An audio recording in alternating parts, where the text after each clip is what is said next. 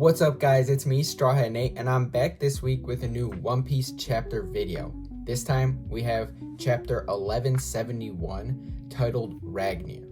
And this great chapter finally at long last ends the extensive flashback focused on Harald and Rox and Loki that basically dominated the release schedule of 2025. Now entering the new year, we're finally back to the present day on Elbaf.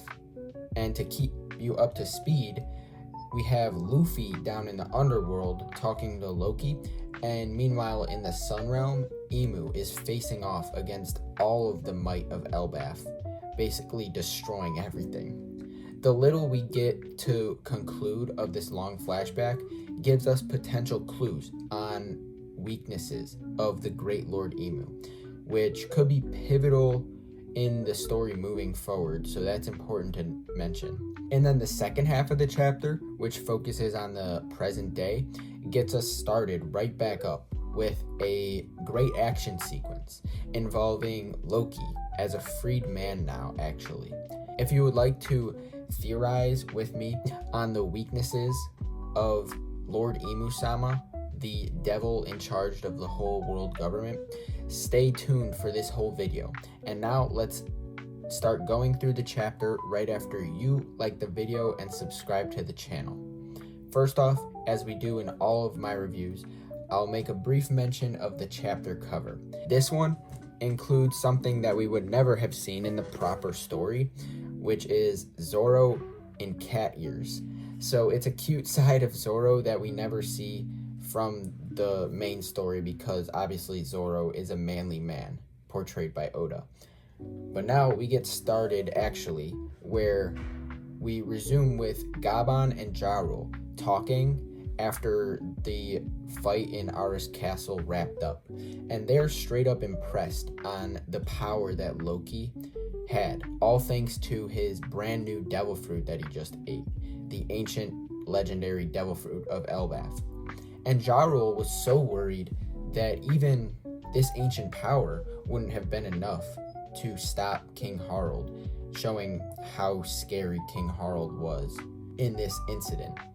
And if Loki wasn't there in the first place, it would be all over for Elbaf, as they would all become subordinates of Imu and the world government.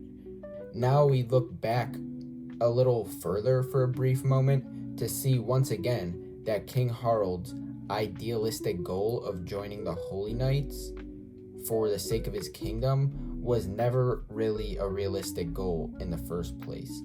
They were tricking him all along. In the same brief scene, Saint Garling eggs him on, telling him how great it will be to join the Holy Knights, but it's all a farce to take control of Elbaf. Then going back to the castle, we see Shanks grabbing his arm with the abyss mark on it in pure anger, as he's upset at the celestial dragons and the Holy Knights, people who he shares lineage with. Thankfully, the wise role model Gaban is there to calm him down from his anger, because remember, in this scene, Shanks is still a young man, unlike who he is today. Then the last scene of King Harald's body is shown, with Loki standing above it in emptiness and shame on what he had to do to his own father. It was really unfair for him to have to kill his father, the last person who he shares blood with, after his biological mom died and his adoptive mom died. But next, we cut to the person responsible for all this mess, Lord Imu, sitting on the famous supposedly empty throne in the castle. And oddly enough, for the first time ever, we see Imu in immense pain and exhaustion, which is the first scene of weakness we are seeing from this immortal godlike being, besides like the Joy Boy hockey blast, of course, but this is completely different.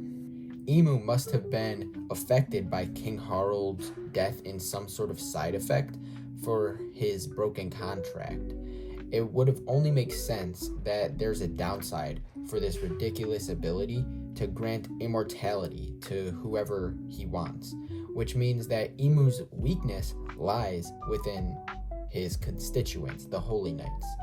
This could be taken advantage of by the Straw Hats, perhaps, if they target people like Gunko and Summers that could possibly do damage to Imu. And Imu continues panting while ranting to himself in confusion on how someone could have stopped his abilities in tandem with the abilities of an ancient giant king. When the elders suggest sending more soldiers down to Elbaf to seal the deal, basically, now that the abyss is down there, Imu rejects it, saying that that'll just result in more loss because they don't know what this crazy power is. In his angry tirade, Imu insults the warmongering race of giants, who he says can never be trusted, ending it off with the powerful sentence saying that never forget that the Elbaf is from the D clan. So now Imu knows to never try to work with them again, even though that's kind of contradicted in the present when the Holy Knights tried to get Loki to join. Then, to finish off the flashback for good, Loki and some of the surviving soldiers from the battle against King Harald are going off to sea in order to avenge their king's legacy, which likely leads to Loki's nearly decade-long era of piracy before Shanks puts an end to it for some unknown reason 6 years ago. Now, returning to the present, Haryudan, who is sitting there listening to this story all along, is greatly touched, and he apologizes to his brother for believing that he was such an evil guy all this time. With the closure of truth, Haryudan releases Loki at last, and Luffy celebrates this now, obviously cheering for the freedom of his new friend. And then, out of nowhere, the Draugr, one of the nightmare creatures summoned by Saint Killingham up in the Sun Realm, falls all the way down to the underworld and lands next to them, so they're left to deal with it. Loki tells the others to go on ahead while he deals with this monster, and from what we've seen of Loki, it'll be easy for him. The others, including Luffy, Sanji, Zoro, Chopper, Gaban, Haryudan, and the rest of Haryudan's new giant warrior pirates. We get a quick scene with Gaban here that's really important because he says that he wants to be carried up back to the Sun Realm despite his grave injuries, since he just wants to protect his son, Colin. Sanji is the one who ends up carrying Gaban and Chopper on his back while he uses Skywalk to get away.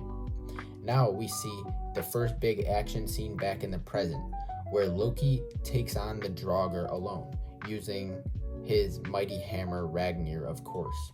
In an epic double-page spread to end the chapter, Loki hits the Draugr with Ragnir, which then releases a new ice power, which Loki calls Niflheim. Another nod to Norse mythology, because Niflheim is one of the 9 realms, specifically the realm of ice and mist. Loki has shown to already have control over lightning, but now ice too, so his devil fruit power really must be something unique.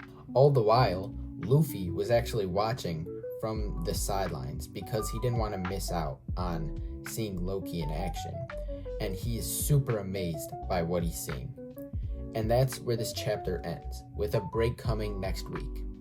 It is disappointing to me that we are getting just another break right after we got breaks for Christmas and New Year's, but Oda deserves every break he gets. The way that this epic flashback wrapped up was great, with a good conclusion for King Harald's character and also a potential Achilles heel for Imu.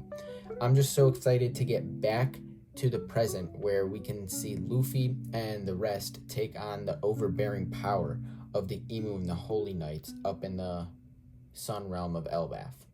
We can really see anything next chapter when we return from break, since there's so many characters here on Elbaf that we haven't seen for months and we have to check up on. So I'll surely be back here for that when this chapter drops. So if you made it to the end of this video, thanks for watching. Like and subscribe to show your support, and I'll see you in the next one. Bye.